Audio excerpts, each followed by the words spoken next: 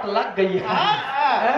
कौनो बल्ला 500 का लड़ी लगाई थे की अरे हमारा लड़का बच्चा खुश रही तो का भखबई क्या रही और ही आगे बढ़बे भैया ये 501 रुपया का पुरस्कार हमारे भैया बवाली बिरहा म्यूजिक अंकित यादव प्रोपाइटर। एक गाना ट्रेंडिंग में चल रहा है इस समय यूपी, हाँ दिल्ली से यूपी बिहार तक चली है हमारे राज ना साल भर बम बम रहा जो बहुत अच्छी गीत बा आई करे पहले एक गाना बड़ा ट्रेंड चलत रहे हवे यूपी बढ़ जाई बीपी बड़ा शानदार गीत रहे। 501 रुपया का पुरस्कार और हमारे आंसू भैया आंसू म्यूजिक कंपनी, हाँ आपके तरफ से ये 501 रुपया का पुरस्कार। एक गाना भाई हाल में आई मुस्कान चंचल की आवाज में शादी कैला लव मैरिज में नया फॉर्च्यूनर दी है पापा मोर दहेज में 501 रुपया पुरस्कार भैया के नमस्ते बा।